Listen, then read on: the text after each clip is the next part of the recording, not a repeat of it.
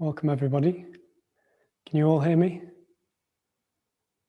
Yeah, good, great.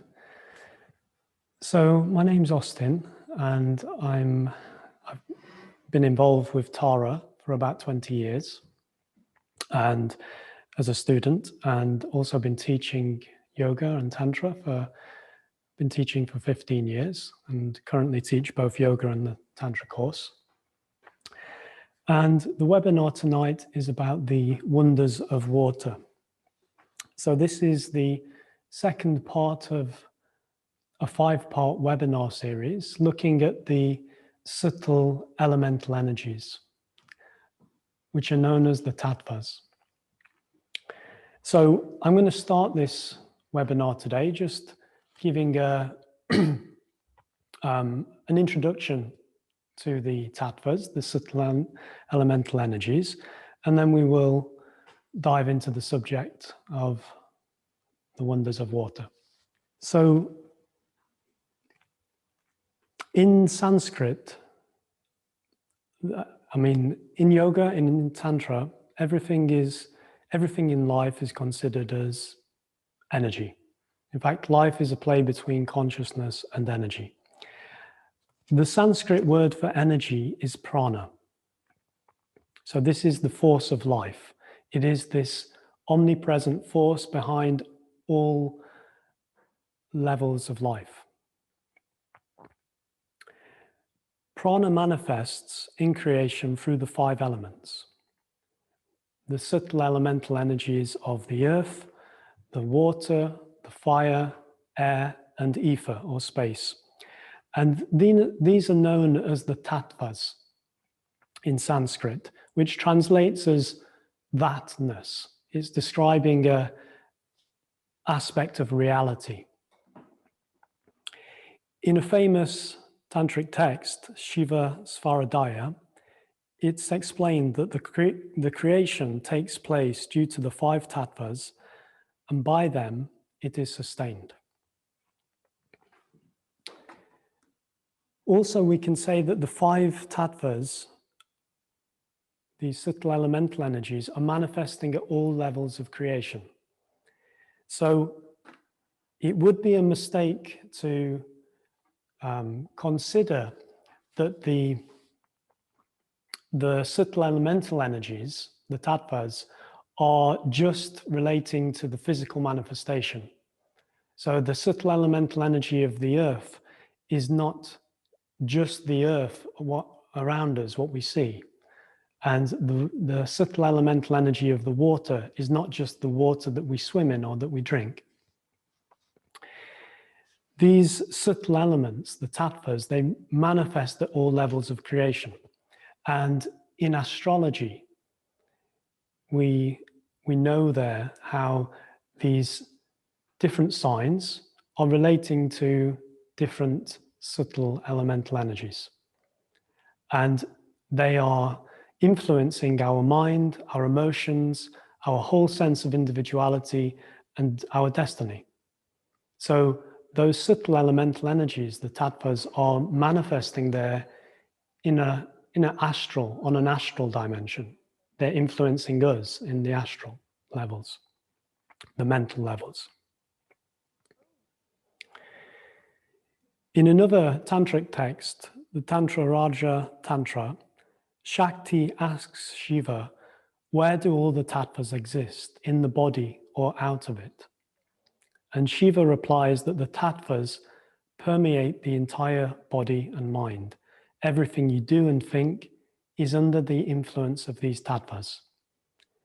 Therefore, in yoga, in tantra, it's necessary to know how the tattvas behave and in which manner they can be controlled and utilized. So in the webinar today, we're going to look at the wonders of water, which in Sanskrit is translated as apastattva. Many of you will know that the subtle elemental energies of water, apastattva, are correlated with a specific chakra, which is Svadhisthana chakra. and it's correlated with the sensation of taste. And in the ancient Indian system of medicine, Ayurveda, Apas Tattva represents the water as a protector of the body, a provider of basic nourishment. This tattva, this elemental energy, is regulating all of the liquids of the body and soothes inflammation and pain. Now, we're not going to go into the subtle manifestations of Apas Tattva so much in the webinar tonight. If you have, we're mainly going to focus on the physical manifestation of water in life. And there will be some very practical elements to it. But I would, if you know about Svadhisthana chakra and these correlations, bear them in mind, because as we go through the information today, you might make other connections.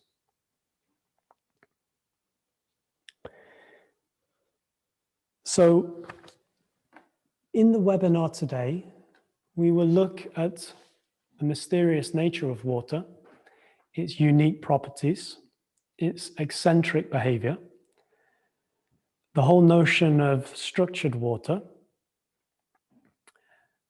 the whole notion of the memory of water and how it's sensitive to vibrational frequencies. It carries information. Water is a matrix of growth for all levels of life, how it can even be used to lead us to mystical states of consciousness. And then we will look at the role of water in our life.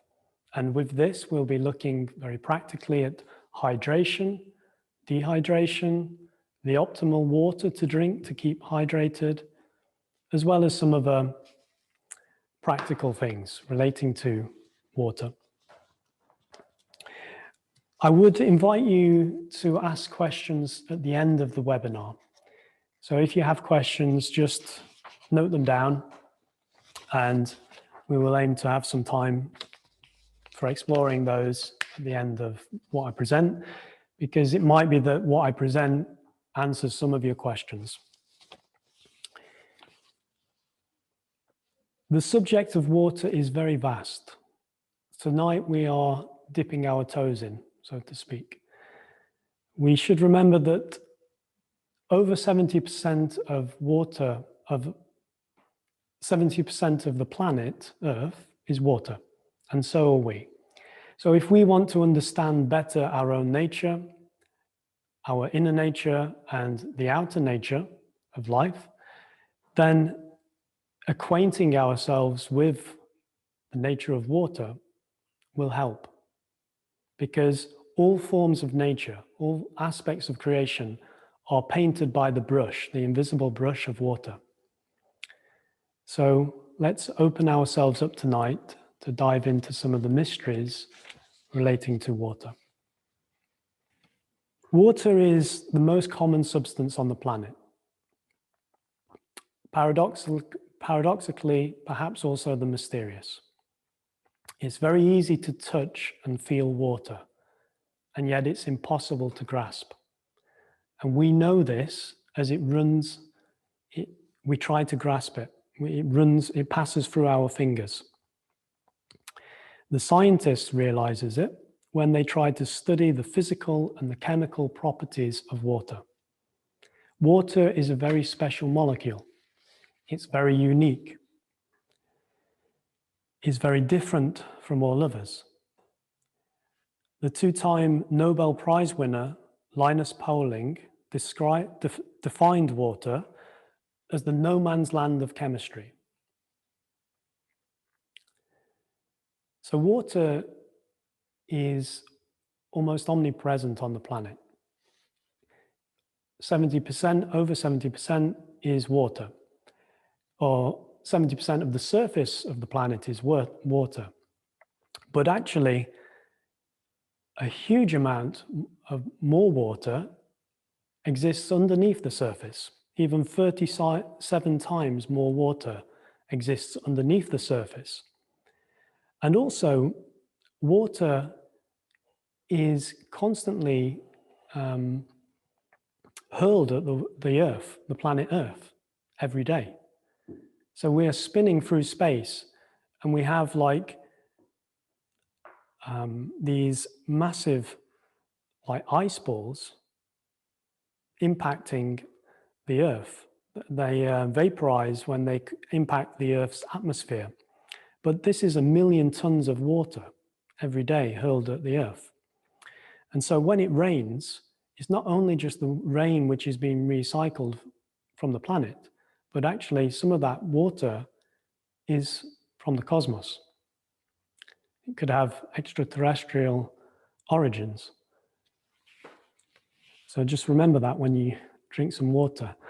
Now, if we look at this unique molecule of water, H2O, it contains the two critical elements of life, hydrogen and oxygen. Water molecule has 2 hydrogen atoms and 1 oxygen atom. Hydrogen is the most common element in the universe. 97% of the universe is comprised of hydrogen. It was the first element to appear in the universe. It has the simplest and lightest structure of all. So it has in its nucleus 1 proton and orbiting that 1 electron. So this represents a kind of perfect polarity of the plus and the minus, the yin and the yang. Oxygen is much heavier than hydrogen. So in oxygen, it has 8 protons, 8 neutrons in its nucleus, and 8 electrons orbiting. So it's much heavier compared to hydrogen. And hydrogen, it has more of a positive charge, whereas oxygen has more of a minus charge. And this attraction between the plus and the minus, between oxygen and hydrogen, creates a very powerful attraction. There is an intense polarity, and it creates a very strong bond. In fact, it's one of the strongest bonds to exist. It's said to separate the 2 hydrogen atoms from oxygen requires 3,000 degrees Celsius. The water molecule needs to be heated 3,000 degrees in order to separate the hydrogen and the oxygen. So the molecules of water are very, very strong. They're very cohesive. They cluster together. At the same time, they bond with other atoms, with other molecules. And in this way, water is very strong, very cohesive, but at the same time, it reacts, it adapts to everything it touches. It has an extraordinary propensity for bonding with other molecules, as well as stimulating them to be more available themselves. When we speak about bonding with molecules, this is when atoms share or exchange their electrons with other atoms. It appears that atoms prefer to do this in a heteroionic way, meaning bonding with atoms of a different element. The hydrogen molecule, so remember the hydrogen has 1 electron, 1 lonely electron orbiting its proton. So it is like this lonely bachelor. It's wanting to bond with other molecules. It's wanting its electrons to donate to other molecules. It's like having this irresistible desire for a partner. And this is why hydrogen is very ready to donate its electrons. And this is very important because It is the free transfer of electrons, free electrons, that establish and enhance life. Okay? And this brings us to one of the main functions of water, being hydration. Hydration means when the natural hydrogen from the water is donated into the cells of the body. So hydration means the water molecules donating their electrons from the hydrogen. And consequently, the most natural healing water is hydrogen-rich water. Okay? Because it gives this increased amount of free electrons, these negative ions. Now, I don't know if any of you participated to the previous webinar in this series, which was about the subtle elemental energies of the earth.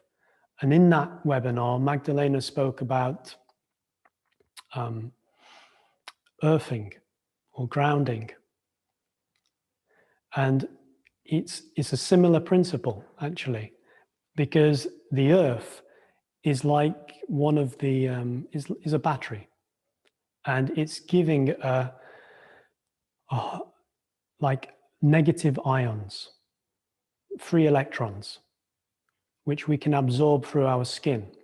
And they lead to very tangible molecular changes in our bloodstream, and they enhance life because of this free flow of electrons and negative ions from the earth. So it's a similar principle with the water here, is this transfer of the free electrons.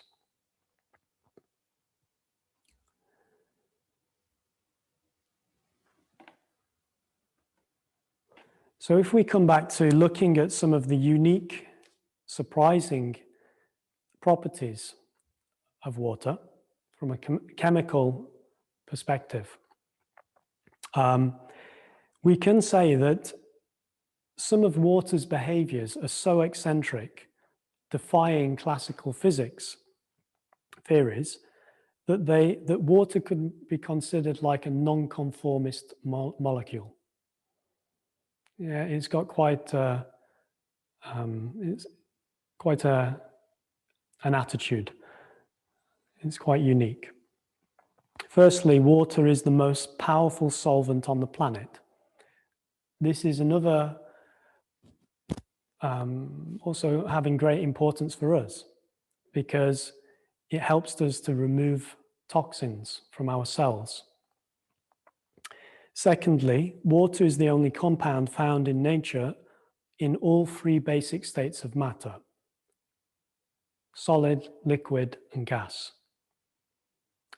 And water changes between these states, these forms, very easily. It adapts very easily. And the fact that it does this allows it to actually absorb and contain an enormous amount of energy. For example, water has an enormous ability to absorb and release heat, more than the majority of other substances. So, for example, when you heat up a kettle or use a kettle to heat up water, the metal of a kettle, it will heat up and cool down 10 times faster than the water will. Yeah, so water, it absorbs energy. It's slow to absorb the energy, and it's slow to release it. And also, if you think about a desert where there's no water, the temperature in the day, it can go sky high to like 50 degrees Celsius. In the night, it drops below zero. So why is that?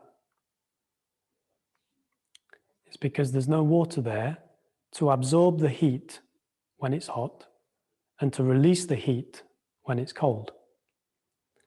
And actually, this makes water very important in regulating the climate of our planet.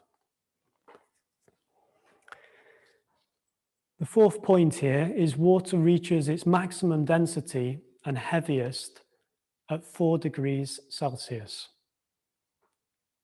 diminishing either side of that temperature. And this is very mysterious. So normally, most substances, they will become lighter. When they go from solid to liquid to gas, they get lighter. Now, if you think of it the other way around, so from gas to liquid to solid, things are getting heavier. They're contracting in space, they're becoming more dense and heavier. And water does the same until it reaches 4 degrees Celsius. And then it just makes its own rules and do something, it goes the opposite direction. So then the ice, the water, when it gets to 4 degrees Celsius, that will be at its heaviest. Anything lower than that, it will start getting lighter. So the ice will float on water because it's lighter. Now, what is so special about 4 degrees Celsius? Research shows that water is best structured at 2 windows or in temperature, 2 points. One is 4 degrees, the other is 37.5 degrees, basically body temperature. At those windows, at those points, water starts to become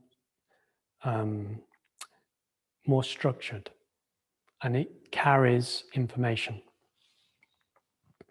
It carries more information when it's structured.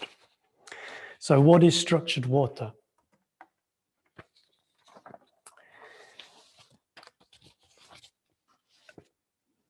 When we speak about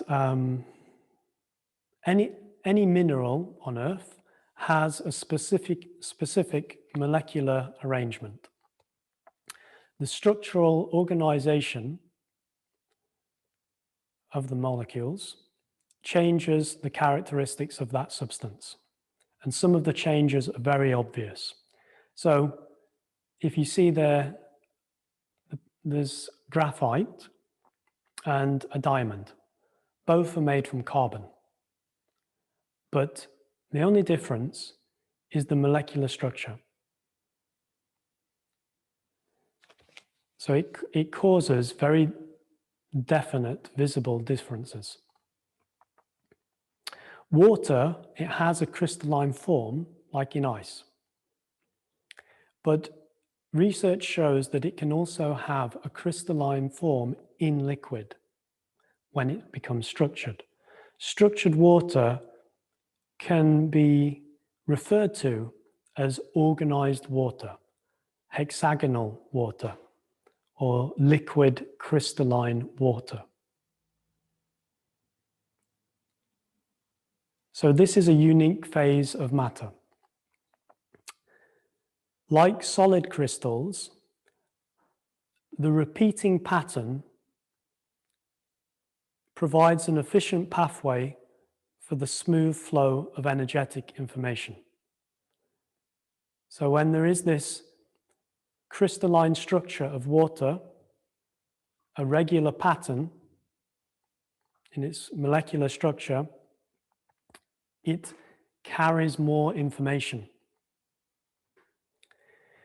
Liquid crystals store and transmit information just like solid crystals, yet they're more flexible, many times more responsive. Now, much of the water in a healthy human body is structured. So naturally, water is structured in the human body. Many components of the body are also considered to be liquid crystals, such as collagen and cell membranes. It's the liquid crystalline organization of the human body that accounts for the instantaneous transfer of signals and other biological information. Healthy DNA is surrounded by structured water. When water loses its crystalline structure, for instance, because of disease and aging, the integrity of DNA is often compromised. The structured water responsible for the DNA's stability and for the maintenance of a strong electromagnetic field around it is compromised. Youthful DNA, which is surrounded by liquid crystalline water or structured water, has a much stronger electromagnetic field than DNA from elderly individuals, for instance.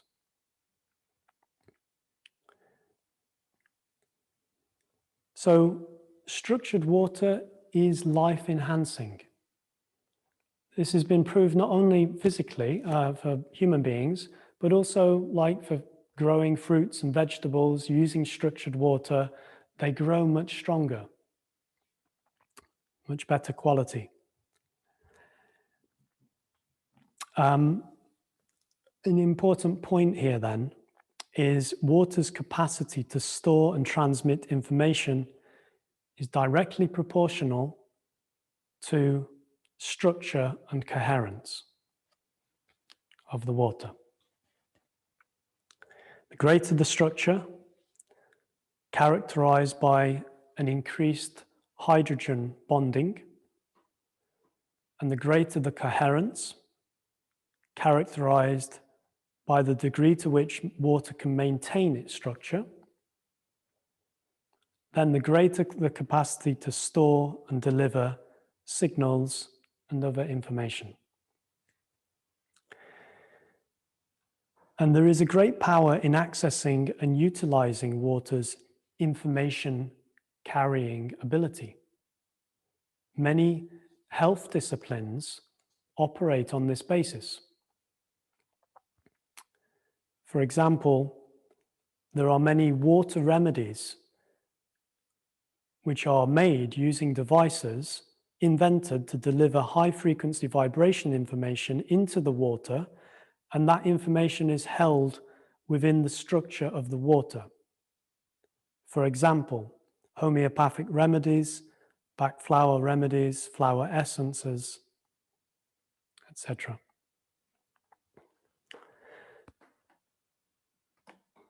What factors help water become structured? Victor Schauberger, who pictured here is known as the Wizard of Water, credited with having identified and understood many of water's countless eccentricities and virtues. He recognized or observed specific circumstances which encourage water to form a repeating molecular pattern, or in other words, circumstances which structure water. So one is temperature, as I've mentioned. Certain temperature points, 4 degrees and 37.5 degrees. 2, movement. He's saying how water is a living, rhythmic substance. It becomes structured when it's moving and it's dense. He's studying nature. He saw how rivers self-organize themselves and recharge themselves through spinning motions, through vortex movements, spiraling movements. All rivers have this kind of quality. They are cold, swirling.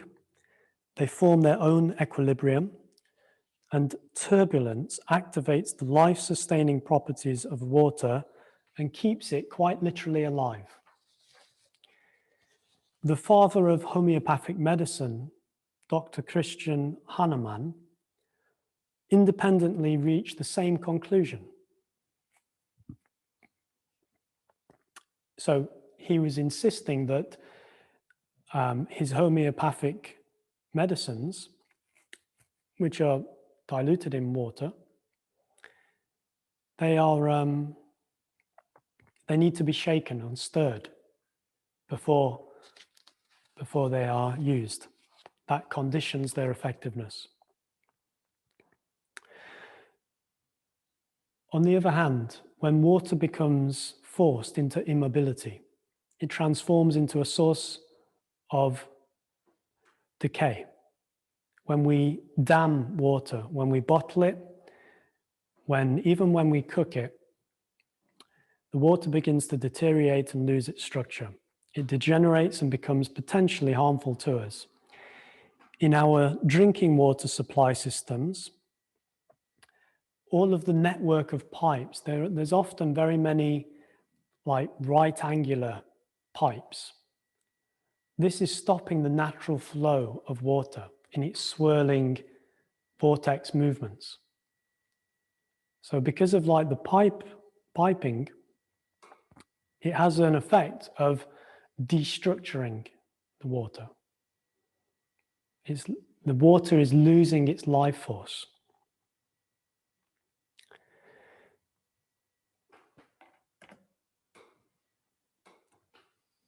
Whenever we look at water, it moves in curves and spirals. The natural world moves in spiraling fashion. Nature doesn't have a lot of straight forms. It tends to use vortexes and spirals which help reduce resistance to the flow of things. Spiral fractals are patterns found throughout nature.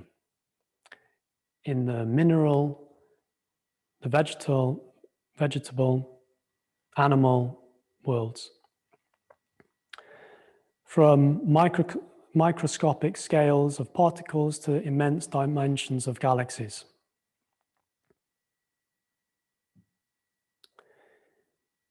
The DNA of all organisms forms a double helix spiral. So naturally, water is moving in a very similar way. Not following a straight path, but it's always following a subtle spiraling motion. Even in our own body, blood swirls through our arteries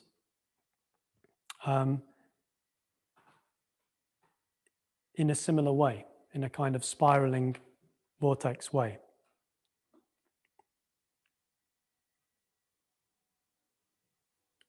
And different sense organs are often associated to spiral structures. For example, the ears.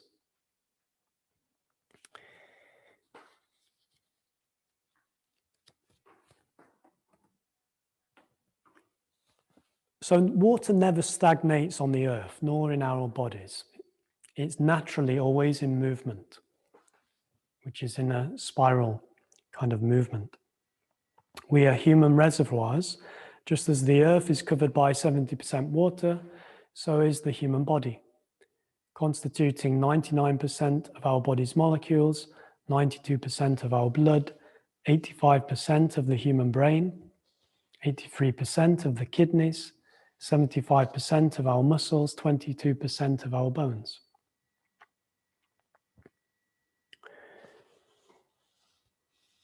Thousands of years ago, the most ancient medical texts compared the meridians of the human bodies to waterways.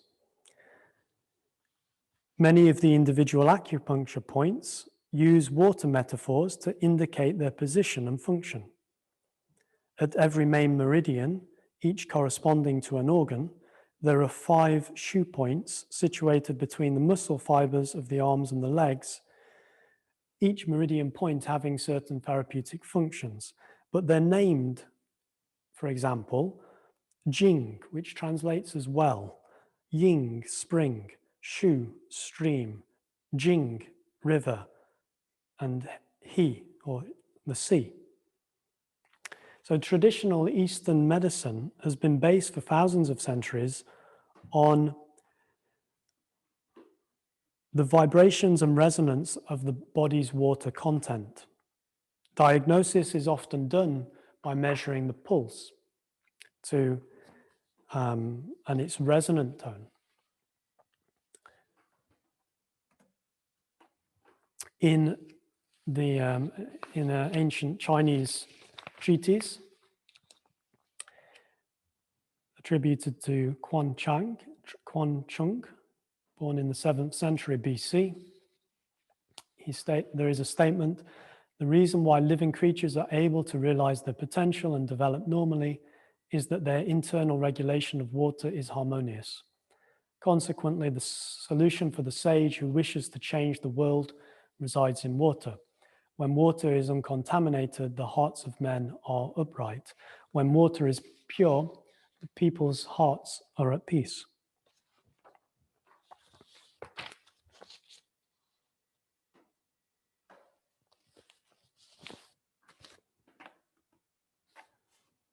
So this brings us now to look at the memory of water, how it contains or retains information, and how that is sensitive to certain vibrational frequencies. The word information derives from the Latin term informare, translated as to give form or to put in order. Information operates at every level of our existence. The constant exchange of information is what keeps us alive. Information is organized energy that communicates something about itself. The world is a system of interconnected information. Even seemingly inanimate objects such as rocks, they have their own ordered structure and vibratory resonance. They're constantly absorbing and organizing information. It doesn't just, a rock, for instance, doesn't just sit there looking pretty. It actually generates its own electromagnetic field, its own current, known as piezoelectricity.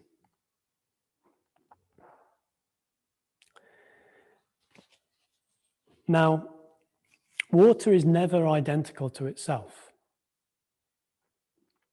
in the sense that water from two different sources can differ in many ways. For example,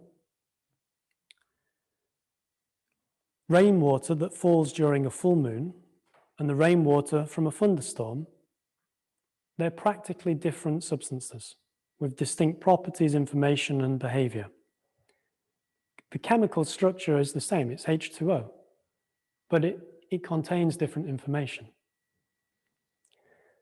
We could say that pure H2O structure doesn't even exist in nature, since water always bonds with other substances, integrating them into empty spaces of its vibratory net. The mineral salt content of a given water depends on the conditions and length of time it has been in contact with those whatever types of rocks. But the difference between those droplets of water is not just in the chemical composition. Analogically, it's like we have two identical computers loaded with different programs. So they share the same hardware, but they perform different functions. A French immunologist, Jacques Bonvance, was one of the first scientists to discover that water can acquire new properties even in the absence of new molecules. So its chemical composition didn't change, but it acquired new properties. It's a similar principle in homeopathy. A very infinitesimal concentration of a remedy is diluted in water, and even its effectiveness increases the more diluted that becomes, which is completely different to conventional drugs, whose potency increases according to the quantity.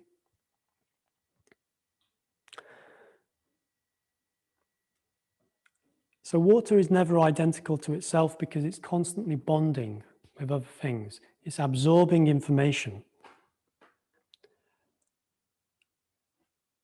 And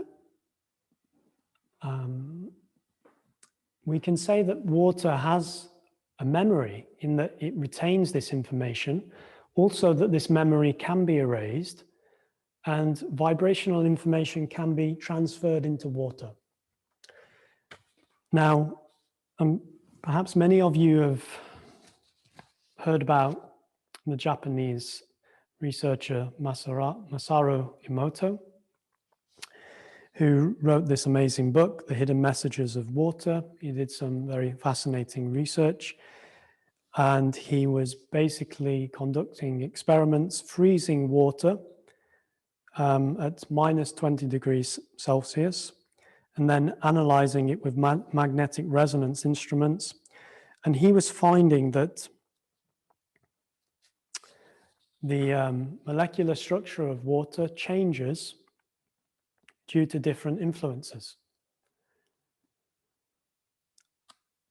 So when the water was polluted, or it would not create like a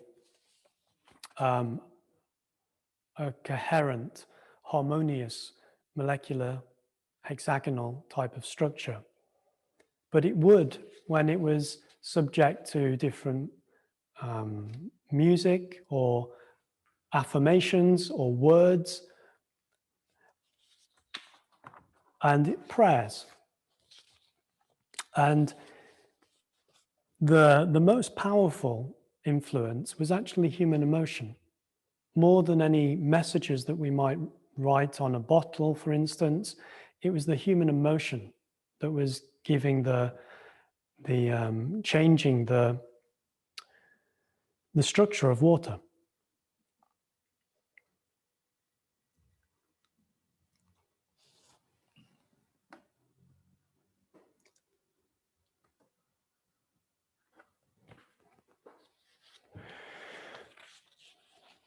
Now, we can say that water is a matrix of growth. Everything originated in water, everything is sustained by water. Every living thing, from the earth itself to the tiniest single cell organism, need to be contained and surrounded by water. We began this physical life as a growing embryo in the mother's womb, immersed in water, feeling a sense of oneness. The German psychoanalyst Otto Rank, he wrote about the traumas of separation from a mother's uterine environment as being a very truly painful experience of every individual's life. So even how our birth experience can result in anxieties, subconscious anxiety later on in life. Stanislav Grof, a transpersonal psychologist, also did a lot of research into this direction.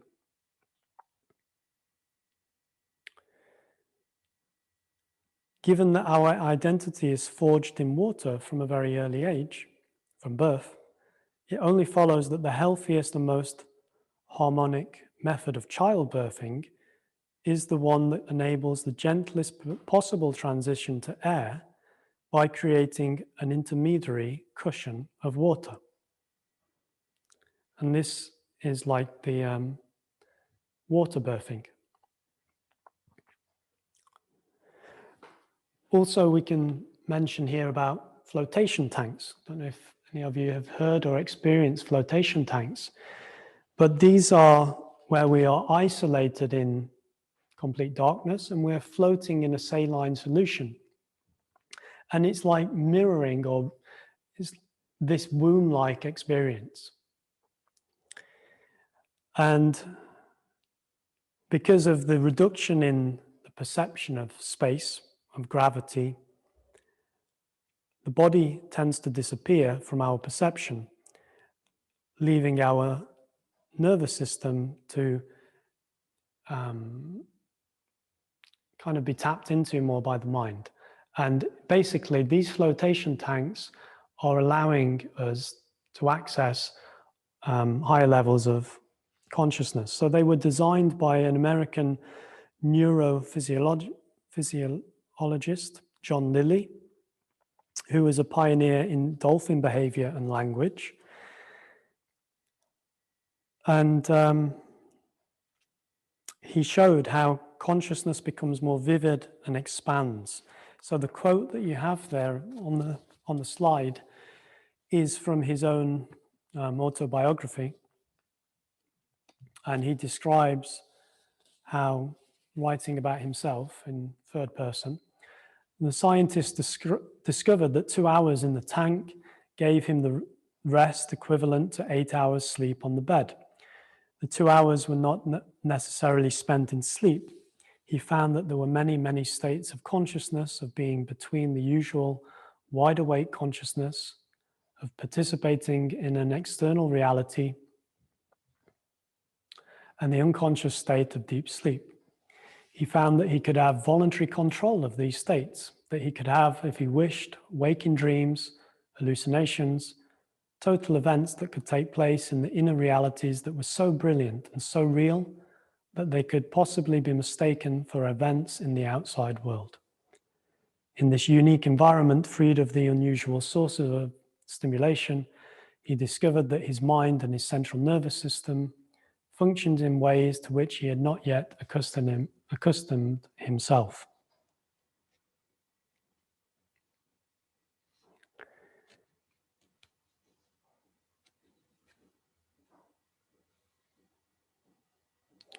So everything is contained and surrounded by water. Our brain is 85% water. The brain is not only surrounded by water, but extremely sensitive to it. The brain is has the fastest growth rate of any part of the body.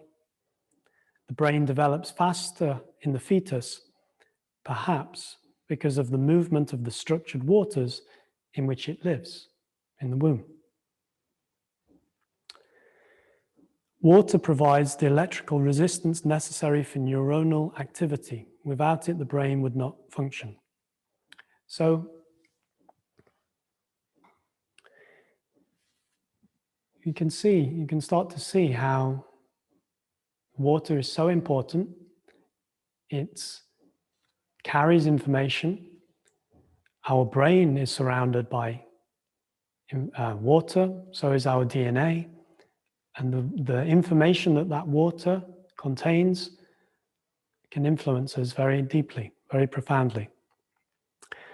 On a more practical level, we said before how one of the main functions of water is hydration. So what are the dangers of dehydration?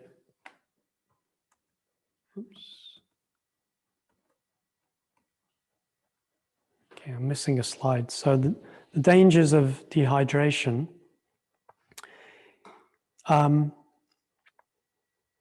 There is a book called Your Body's Many Cries for Water. It outlines some of the dangers of dehydration. Generally speaking, we can't go more than a week without water. If we lose 10% of our bodily water reserves, we die. Losing 5%, we start to see the skin dry up and shrivel. Conversely, if we drink too much, we suffer from nausea, weakness, confusion, sometimes even death. The brain is 85% water, and when the brain starts to dehydrate, the neurons shrink, contributing to senility. Biggest cause of DNA malfunction is dehydration, which is a lack of hydrogen ions. Hydrogen deficient DNA is likely to mutate and cause cancer. Rheumatoid pain is a symptom of dehydration. The joints are lubricated by water, and when this water evaporates due to dehydration, the joints rub directly on each other. Sciatica can also be seen as a result of the intervertebral discs being dehydrated. The metabolic system slows down, and there is an increase in fatigue and short-term memory. With age, the body dehydrates. With age, the body dehydrates if pure, mature, electron-rich water is not drunk regularly. As the water inside the cells decrease, the mineral concentration of the cell also decreases. And the process leads to a decrease in our first sensation, so we're not alerted to the dehydration process.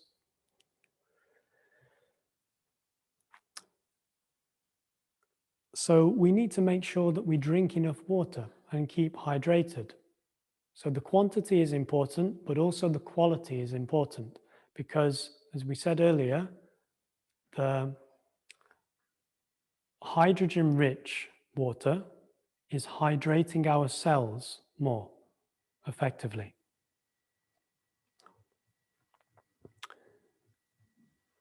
Also, if we drink other liquids, like sodas or coffee, alcohol, they rob us of hydrogen from our cells because they bond with those hydrogen molecules. That prevents the hydrogen electrons from going into our cells, and so we become dehydrated.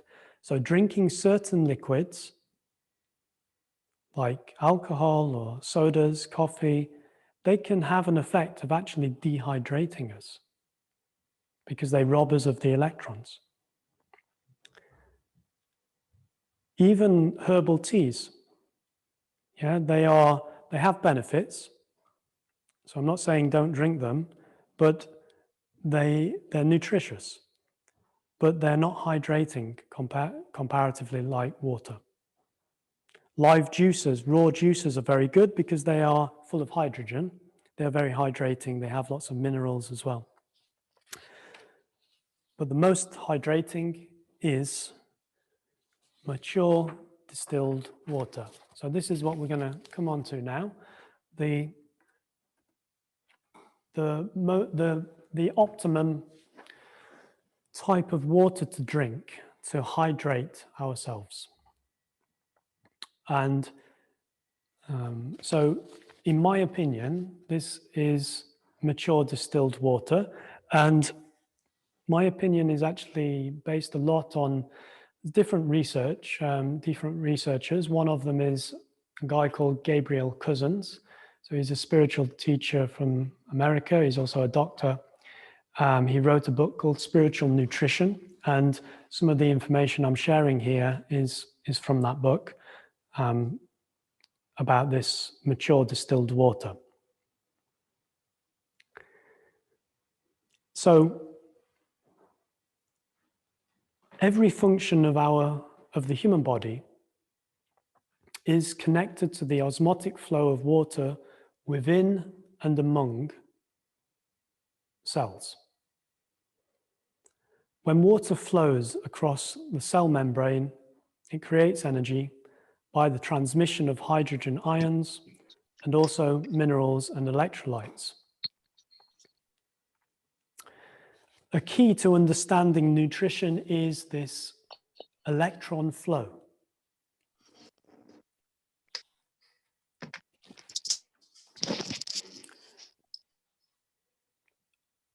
Water, when it has a pH value of 72, so pH 7.2 or lower, has biologically active natural hydrogen, therefore the most electrons.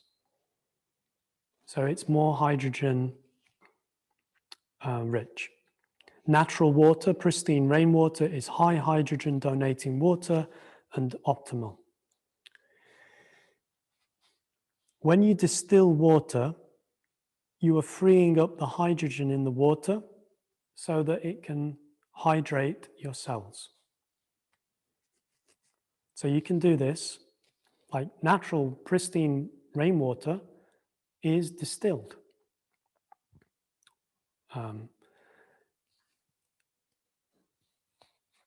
But you can buy like water distillers.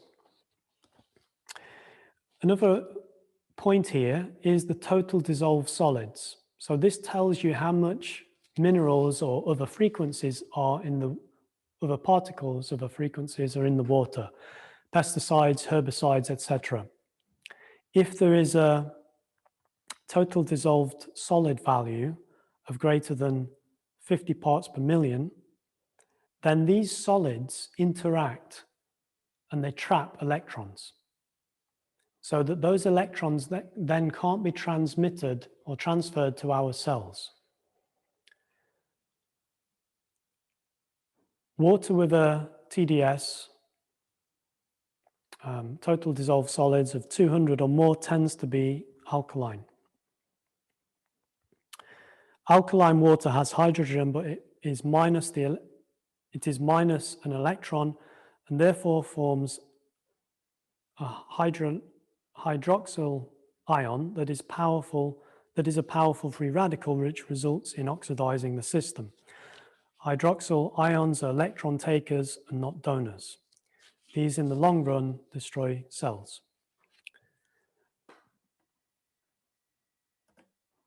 Mature distilled water, so first of all, it's purified through the distilling process, which is boiling the water, creating the steam, and then that steam condensing into water, that's the distilled water. It's purified. And it's purified from different toxins, other chemicals, but it's also informational frequencies, okay?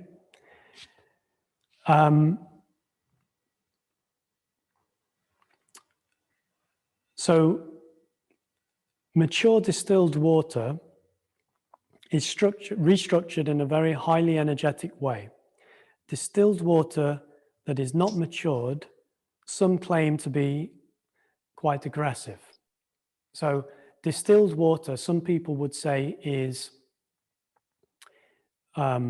aggressive because it's immature and it's a very powerful natural solvent, the most powerful natural solvent on the planet. It will remove heavy metals and toxins, but the argument is that it may leach minerals from the body. Okay, there's a way around this, which is part of this mature distilling of the water.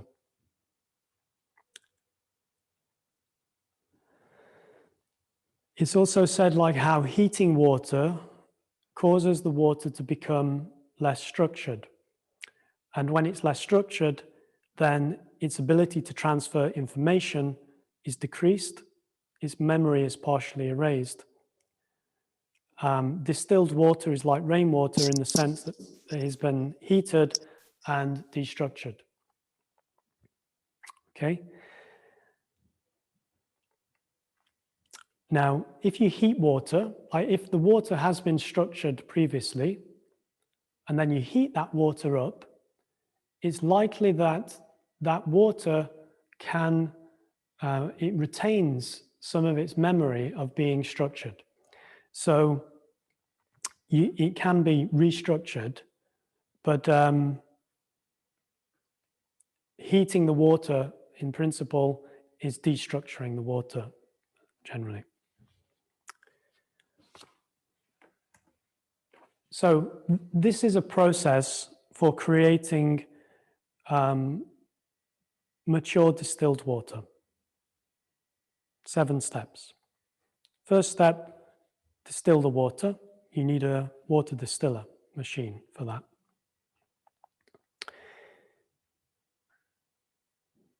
Second step is to restructure the water so that it can hold healthy frequencies and information. Now, this can be done in different ways. it can be structured by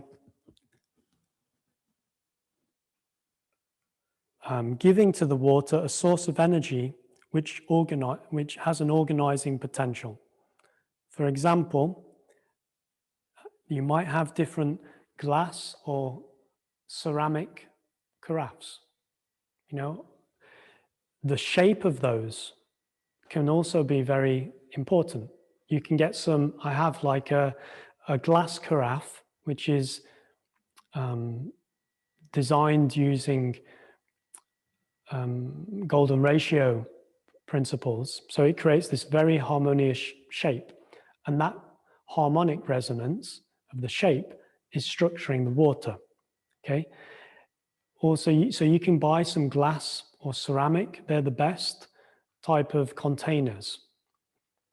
You can also help to structure the water with magnets, with crystals, with orgone energy devices, or tachyon discs, or tensor rings, for instance. And also, I'll come to this step a little bit later, but intention is also helping to structure water. Step 3, okay, is adding ionic minerals to help cluster the water and hold its electric charge. So,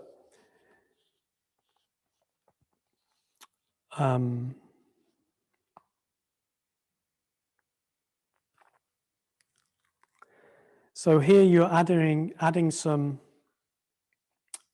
kind of minerals, and what I add is a salt solution made from Himalayan crystal salts, which is diluted. If you research Sole, S-O-L-E, this is a way you basically create like this substance of a saline solution. And you can add like a teaspoon, a few teaspoons. The quantity is about one teaspoon. Yeah, 1 teaspoon to every glass of 250 ml water. So the mineral salts, yeah, it's adding these total dissolved solids, but it's not too much to interfere with the transfer of electrons, yeah, into our cells. So it doesn't interfere with the hydration process, but by adding some of these mineral salts, you mineralize the water, which is actually helping it to keep its electric charge and its life force. And also this argument about distilled water leaching minerals from the body, it won't happen when you've added this mineral solution. Okay, because so that's the third step. Fourth step is an additional step if you want, adding some crystal energy solution. So this is a product which is actually physical microclusters that restructure water from its blank state to a highly structured form. If you're interested in this, research a guy called Patrick Flanagan. So he's a very kind of genius scientist, and he did a lot of research on water, and he came up with this invention. So this is a product which you can buy. It's an additional thing. Fifth step is you rapidly stir for a few seconds the water in one direction with a wooden spoon and then in the other direction. This vortex motion helps energize the water, keeping it fresh. So it's all about the movement of the water. Okay, that helps in structuring it. A sixth step is to bless the water. As I said before, intention is important, but also when we do this, if you know the art of blessing, which is a technique given in our spiritual school, it's a technique where we attract this energy of the divine grace and allow it to be relayed through our being to whatever it is that we bless. And we can bless water. And so that water is then charged with that energy, that vibration frequency of the divine grace. Seventh step is, and again, an additional one. I don't do this, but you can mature the water overnight in the stars, nurtured by the moon energies and the earth energies, keeping it out of the sun. So some of these steps are a little bit more additional, but the main steps are distill the water, structure it, add the minerals, the sole. Also, you can then create some movement, stir the water, bless it.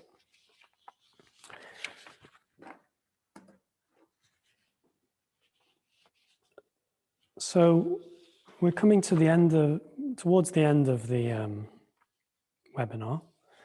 Not just yet, but this webinar was titled "The Wonder of Water." Actually, that title didn't come from myself. I actually called it another title initially, and one of my colleagues just happened to call it "The Wonder of Water." But it was very interesting synchronicity, because if we define wonder, wonder can be defined as a state of amazement and admiration caused by something beautiful, remarkable, or unfamiliar. But also, a second meaning is the desire to know something, to feel curious, to inquire. Everything in life is about vibration frequency. The power of the words have an effect. If you look into, what's it called? I forgot the name of it now. But, like the power of the word and the power of sound vibrations influence physical creation. Cymatics. If you look into cymatics, you see like the vibrations influencing matter. And if we look at the phonetic syntactic link between water and inquiry or wonder, there is a few different ones there mentioned on the slide. So water is similar to like what, or this inquiry. And there is also some, with the Chinese ideogram. So the addition of a single line on the Chinese ideogram transforms it into the ideogram Yong, which means eternity. And if instead a cross is added to it, it becomes Kui, to ask or to inquire. So this is just parenthesis, but the essence of water is wonder. It's so abundant on the earth, so rare in the universe. It prompts us to look for the meaning of existence. It's deeply mysterious. When it's healthy, it brings life. It's always ready to change, to adapt, to create, to transform. It's the best guide that nature offers us to live with wisdom and serenity, to achieve a healthy, fulfilling life. Water is easily transformed, yet it transforms everything that it touches. Water embodies the ideal of harmony. It's so strong because it's so yielding. It's so cohesive, so integral and strong, and yet it's so ready to be absorbed. It's like a sense organ. It feels whatever force or substance interferes with it and reacts accordingly. So, Before we move to the questions and answers, I'm going to invite you to do a short meditation, okay, on the essence of water. This is going to be a contemplative meditation. We've got some images, like a video, and to watch, and maybe just to bear in mind some of these wonders of water that we've been discussing today. And there is also this beautiful quote here from the book Siddhartha by Hermann Hesse. He looked into the rushing water, into the transparent green, into the crystal lines of its drawing, so rich in secrets. With 1,000 eyes, the river looked at him, with green ones, with white ones, with crystal ones, with sky blue ones. Love this water, stay near it, learn from it.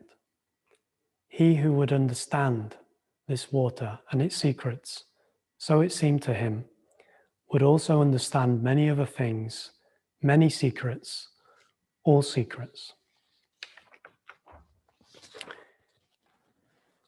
So I invite you to watch the images, maybe centering yourself in the heart, just aiming to be very quiet, contemplative, and watching this short video to connect to the wonders of water.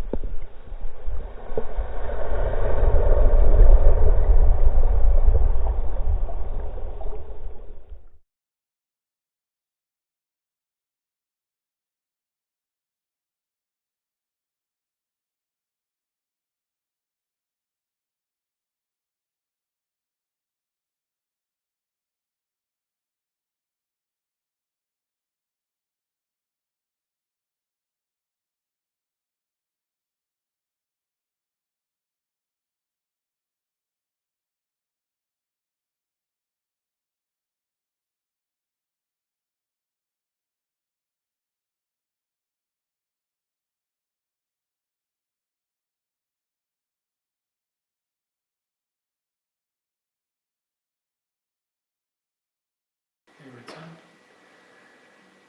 I hope you enjoyed that clip, and if you have any questions or comments. I want to ask about sources of water that might be easier than distilling.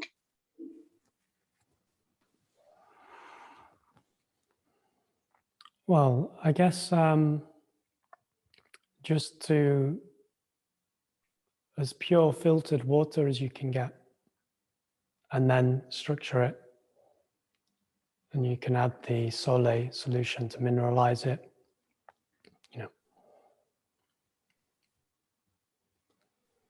So if the best type of water filter that you can get really would be best.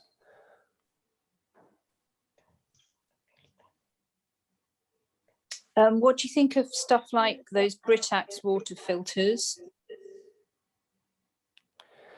I think they're quite basic. They do remove some impurities, so they're better than nothing for sure. And I think, yeah, I mean it's, yeah, I mean I also use that sometimes, like for water, like what I cook with. But the better, if you can get a higher quality water filter, which removes more impurities, that's even better. But yeah, they're okay, but you can get better ones. Mm-hmm. I always worry with them that the filters are going to become very dirty.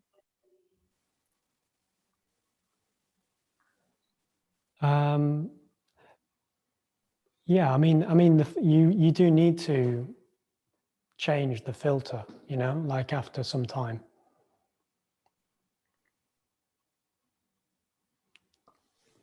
Where did you get your carafe from? I think it's called TC Energy Design, I think. So it's a glass carafe. So as a water carafe, it's best like having glass or ceramic as opposed to like plastic. Mm-hmm.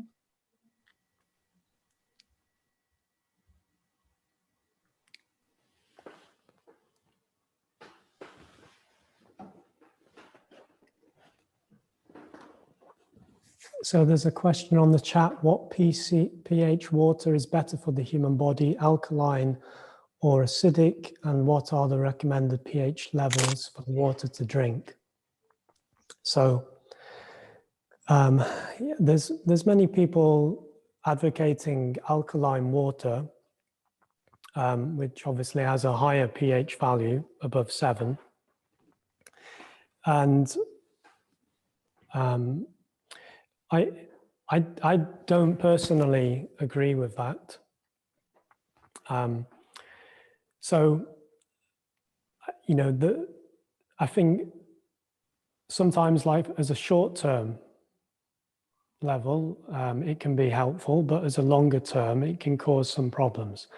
For example, our stomach needs strong acid to digest food. So drinking alkaline water, you're reducing the digestive acids there. It can cause some digestive problems. That's just one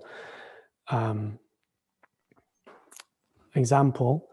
And with alkaline water, the way that you get alkaline water, if it's natural water, then it will likely have a high amount of total dissolved solids in it, I believe. And also when it's produced by these machines, that's a process by which the water molecules are split by an electric current, which is splitting the molecules in the water molecules. And it creates an alkaline water, but there is some problems with this, apparently. So it's a bit of a complex subject, this. There is a good website I would recommend called Dancing with Water. So, you know,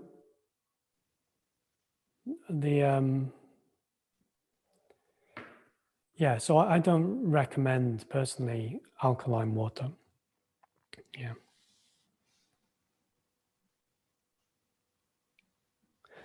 The copper glass, heard it. Yeah, I mean, I've heard that copper also, you know, the water will bond with some properties from the water.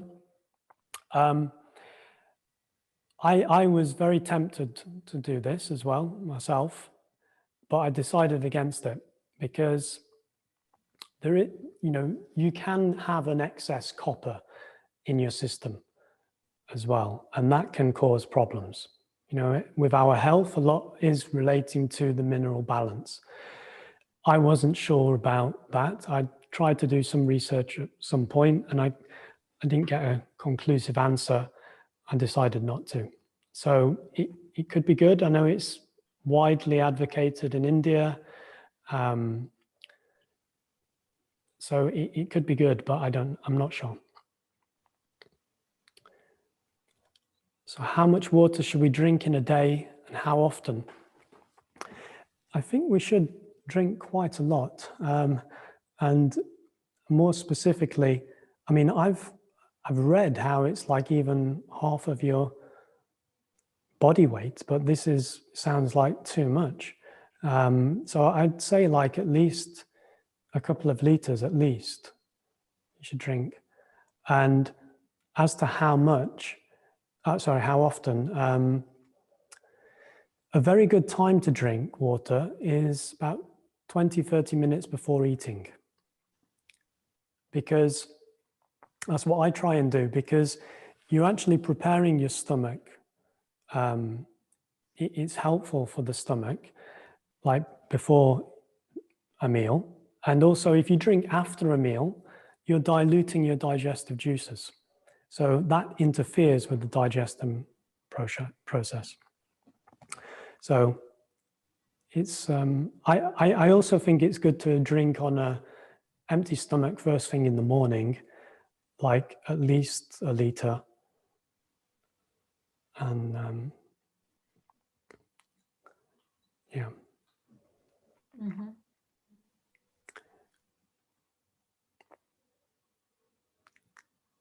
Do you see any correlation between cold water swimming and hormonal and therefore cellular benefits, potentially through absorption through the skin? Yeah, it's a good point. I haven't researched that much. Obviously, we do absorb water through our skin. So even when we're in a shower, and if it's very hard water, calcified, we can get these like shower heads, which help purify the water as well. And that can be good. So, I mean, I think there's a lot of, you know, research about the benefits of like cold therapy. There's that guy, Wim Hof, you know, if you've heard of him, you know, you can look into him, his website and his research. I'm sure you'll find information there. So 4 degrees centigrade is the temperature at which water is structured. Does it mean it's best to drink water which is at 4 degrees centigrade? Yes, I think so, or 37.5 degrees body temperature. You know what?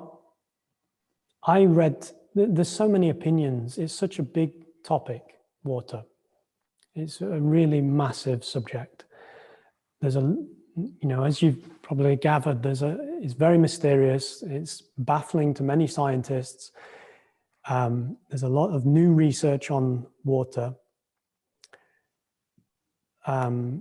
when I was researching it, I looked at like how drinking cold water is not helpful because your body needs to generate heat to actually create the water at a certain temperature so that it is absorbed by the body. But then there is this 4 degrees, which is where the water becomes more structured and naturally and can contain more information. So yeah, I think 4 degrees or 37.5 degrees. I don't personally do this so much with the temperature. I don't bother about it so much. I think I prefer drinking like room temperature water, but I do distill it and then structure it.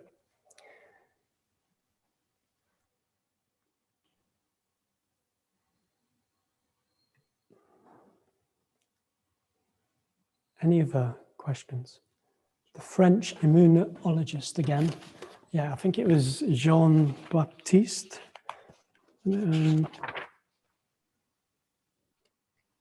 Sorry, Jacques Benviste. Jacqueus Ben Viste. And then also you can research Luc Montagnier. So it's Luc Montagnier.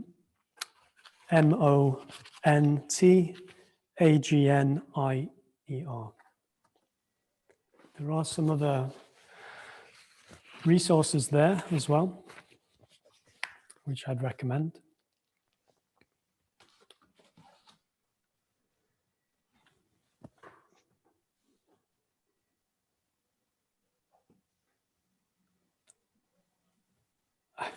Roughly the degree of room temperature, I think it depends where you are.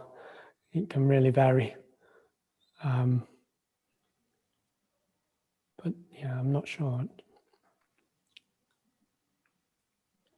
Oh, it's LUC, yeah.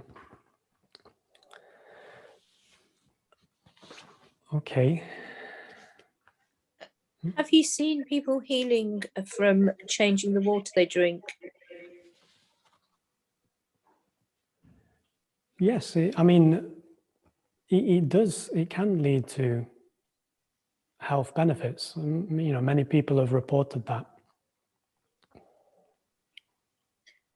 And what do you think about putting plants in water, like cleavers, for example, or nettles? Yeah, I mean, you will charge the water, you know, physically and energetically with that information from that plant. So it's good.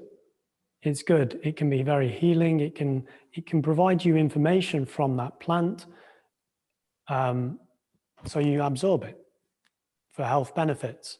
But it's not hydrating as like in water. You know, like the herbal teas, they're not hydrating. They're good, nutritious, but not hydrating like pure water.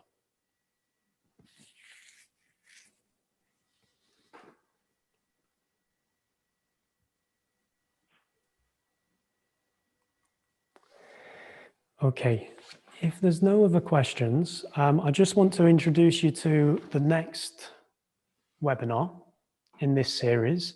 So it's going to be by Morgan, who many of you will know, and it's about the subtle elemental energy of fire and how this is a force for transformation. So I think it may possibly look a little bit more at fire as a subtle energy, which is influencing us more, not just on the physical levels or in its physical manifestation, how we connect or to that energy of fire, but more on a subtle level. So how it can transform us more on a emotional, mental level, you know, and it can help us in our transformational processes, because fire is very, you know, very related to this process of transformation. So that's on Sunday, the 25th of April. And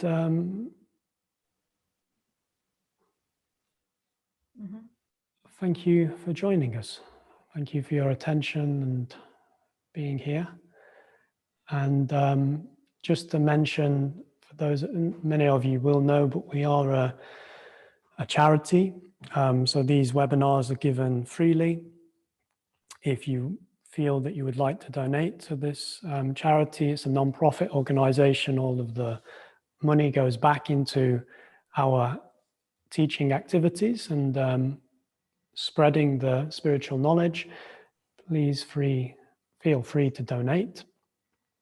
And also, if you're not on any of the courses here, I'd recommend maybe coming to try out some of the yoga or the tantra or the astrology or Kashmir Shaivism or lots of different spiritual workshops that we offer. There's a lot going on here, and there's a very big spiritual community as well. So we'd love to see you more. So, yeah. Any last questions or comments? All right. Thank you all for coming. And yeah, hope to see you all soon sometime.